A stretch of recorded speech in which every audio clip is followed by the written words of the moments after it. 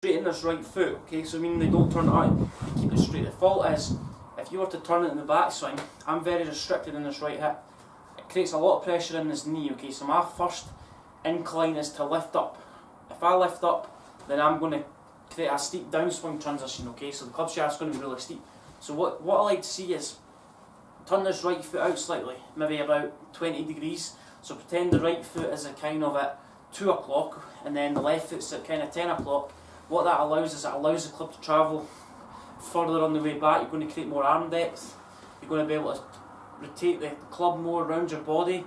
The lead arm's going to get more depth, as opposed to if this right foot's straight, my first incline is to lift the club up. The left arm gets above the shoulder plane, so the left arm stays more across the chest when I turn this right foot out. So the right foot stays out, then I'm going to rotate more into the impact position, and I'm going to hit more consistent shots from this. As they get to top of the backswing, and what happens is this left leg loses flex, okay, so this left leg almost retains flex slightly, but this right leg should lose flex, so it should straighten, okay, because the right hip goes up slightly, which is going to straighten the right leg naturally. But what happens, okay, is this right leg really flexed, okay, but if the right leg stays really flexed, what happens to the hips is the hips are restricted to what they can turn in the backswing. My pelvis doesn't rotate as much if I open up this right hip slightly. So if I open up the right foot slightly, but what we're going to do is we're going to do the opposite to keeping the right leg flexed all the way through. So if you think, if this right leg stays flexed all the way through, my right hip doesn't go up slightly, so I'm not going to create any pressure at the ground with my left leg, and basically what happens is my knees stay nice and level, and I'm not really going to create a lot of side bend. So if you were to think, if I was to allow this right leg to straighten, I know that goes against everything that you say, but if this right leg straightens, then what happens is the body's more inclined to turn more. It's allowed more freedom. It's not restricted by this right knee flexed. So you get to top, allow the right leg to straighten.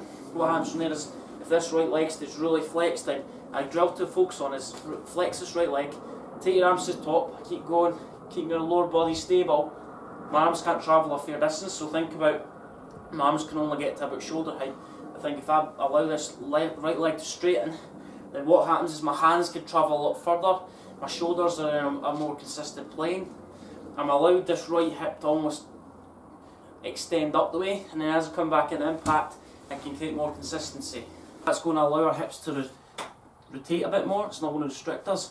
Allow the right leg to straighten, which is going to allow this left leg to stay flexed, okay, but the right leg's going to lose flex, okay. So in the backswing, if you were to retain the flex in that right leg, it's going to really do a lot of damage to my knees. So, and I'm not going to create a lot of rotation in the upper body. The hips are going to be restricted. So think about keeping this really simple.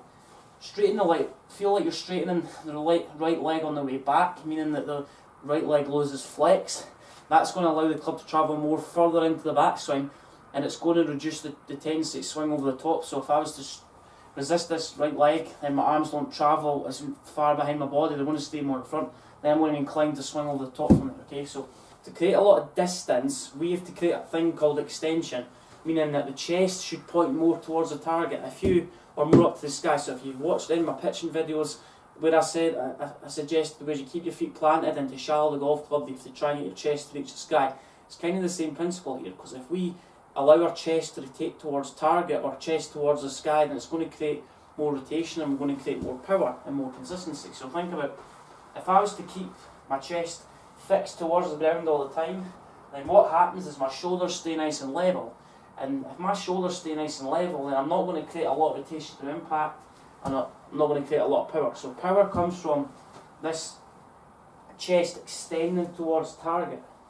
So if my chest extends towards target, then I'm going to be more inclined to create more power. The arms are going to travel a lot further distance. So this is an example. If I was to keep my chest towards target, then I'm going to create quite a lot of faults. So what you need to think about is allowing your chest to rotate up to the sky, which is going to transfer your weight to your left foot. Whereas if I keep my chest fixed over the golf ball, and as I come through to impact, it's very hard to get my weight off this right foot, and then I'm not going to create any power into the left foot. So think about, so 3 tips. for more 3 tips that will help you rotate more at the backswing. So think about chest pointing to the sky. Obviously we talked about the after impact. Think about as we get to the top of the backswing, see a lot of golfers keep this chest fixed towards the ground. The arms don't travel a long way. So think about tip number 1, fly this right foot out. It's going to allow you to rotate into the backswing a bit better. So it's all the trail side into the backswing. Second, allow the right leg to straighten, trail side. And then the third tip is allow the chest to almost, because this right leg is straightening slightly, this right hip's going to go up, so that's going to almost give us a head start to try and get the chest to point towards target. So right leg straightens, chest goes up to the sky. So if the chest goes up to the sky, I'm going to create more rotation. It gives my hands a lot more distance to travel, whereas if I was to keep my chest on the target. So 3 faults, what we're going to focus on is keep this right foot in, this is the fault, keep the flex in the right leg and keep the chest on the golf ball. So you're not going to create a lot of compression into the golf ball. So think about when you turn this right foot out, straighten the right leg, and then allow the chest to rotate up to the sky, so we're creating more extension. So almost feel like the buttons on my shirt, if I was to go back to the normal fault where the buttons would almost face straight onto the golf ball, the zip, think about the buttons are going more away from the target, more towards the lens of the camera, and allow the chest to rotate up to the sky. That's going to allow the club to come down in a shallower plane, and I'm going to create more distance. So let's hit a couple of shots. Right foot turned out, allow the right knee to straighten or right leg to straighten, and then the chest has to go up to the sky. If the chest goes up to the sky, then this club gets deeper, the hands go further behind my body, and then I'm going to obviously allow more time to hit the ball in downswing.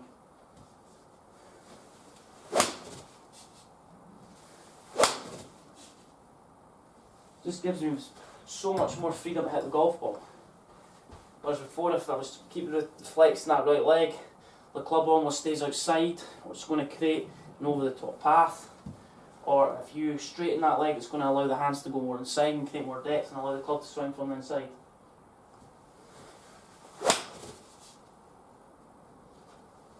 Keep the chest on the ground. Not going to create a lot of extension, the zip stays almost in line with the golf ball. I've not allowed the shoulders to rotate, so I think the shoulders got to the sky, which is going to create a lot more rotation.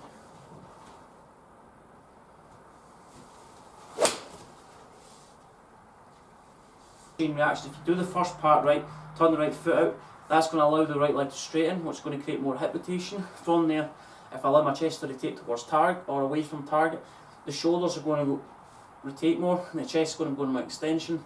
And as you come back down to hit golf, we've got more time and more freedom to hit it. So let's hit a couple shots. So we're not keeping the right foot straight, we're not keeping the flex in this right leg, and we're not keeping the chest on the golf ball. Everything moves at once. Make sure you subscribe to the channel at JML Golf and follow me on other social media platforms, Instagram, Twitter and Facebook, and make sure you comment below your thoughts on the video and any other topics you want to discuss. Thanks for listening.